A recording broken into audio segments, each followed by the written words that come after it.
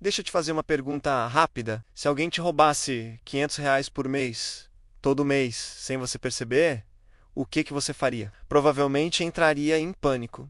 Chamaria a polícia, fecharia todas as contas. Mas e se eu te dissesse que isso já está acontecendo com você, só que de um jeito que nenhuma lei proíbe e nenhuma câmera registra? Antes de continuar, se inscreve no canal e ativa o sininho. Aqui a gente fala de dinheiro do jeito que ninguém te ensinou na escola, com clareza, com dados e sem enrolação. Agora respira e pensa comigo. Existe uma diferença enorme entre ser pobre e estar empobrecendo.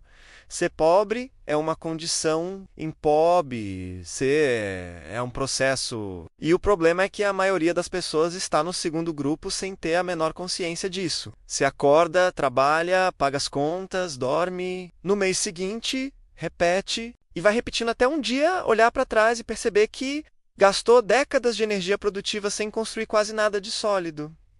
Não é culpa sua, é o sistema no qual você foi inserido. Mas continuar assim, agora que você sabe, isso sim seria uma escolha. O primeiro ladrão invisível tem um nome bonito. Ele se chama conforto financeiro aparente. É aquela sensação de que tá tudo bem porque as contas estão pagas. A geladeira está cheia e ainda sobrou um pouco para o lazer no fim de semana. Esse conforto é perigoso porque elimina a urgência. E sem urgência, não há mudança. Você não investe porque não está afundando, mas também não está construindo. Está estacionado. E dinheiro parado, em termos reais, é dinheiro encolhendo. A inflação não avisa quando chega, ela simplesmente corrói, mês a mês. O poder do seu dinheiro que ficou parado na conta corrente, sem render nada além de poeira. Mas existe um segundo ladrão, e esse é ainda mais sorrateiro. Ele rouba o seu tempo. Pensa bem, você já parou para calcular quantas horas da sua vida você trocou pelo salário do mês passado? E quantas dessas horas foram realmente suas para fazer o que você quis, quando quis, com quem quis? A maioria das pessoas nunca faz essa conta, e quem não faz essa conta nunca sente o peso real do que está perdendo tempo. Não é dinheiro. Tempo é muito mais do que dinheiro. Dinheiro você pode recuperar, multiplicar, reinvestir. Tempo que passou não volta em hipótese alguma. E aqui está o ponto que ninguém gosta de ouvir. Cada ano que você adia a decisão de organizar suas finanças e começar a investir, o custo não é apenas o dinheiro que deixou de entrar. O custo é o dinheiro que esse dinheiro teria gerado. Os juros compostos funcionam como uma bola de neve rolando morro abaixo.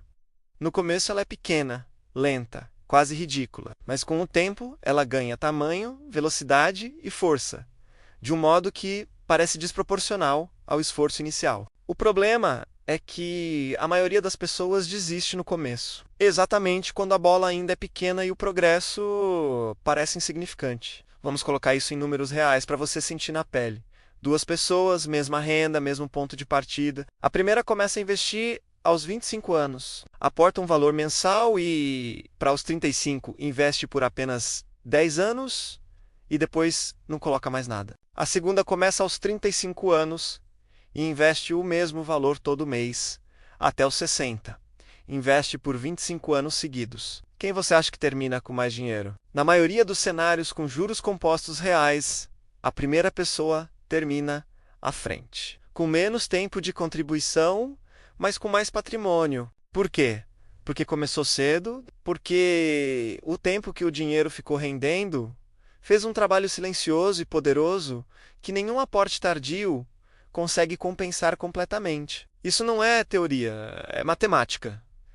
E ela não tem pena de quem ignorou. Agora vem a parte que mexe com a maioria das pessoas quando entende de verdade. Você não está apenas perdendo dinheiro quando deixa de investir. Você está perdendo as escolhas que esse dinheiro te daria no futuro. A escolha de parar de trabalhar quando quiser, não quando a conta bancária mandar. A escolha de dizer não para um emprego que te adoece sem entrar em desespero no mês seguinte. A escolha de cuidar de um familiar doente sem precisar calcular se consegue pagar o plano de saúde. Liberdade financeira não é sobre ser rico, é sobre ter opções quando a vida te colocar em uma encruzilhada. E a vida sempre coloca, mas existe ainda um terceiro ladrão, o mais cruel de todos, porque ele usa a sua própria mente contra você. Ele se chama urgência do presente. É a voz que diz que você vai começar a investir quando ganhar mais, quando as dívidas acabarem, quando os filhos crescerem,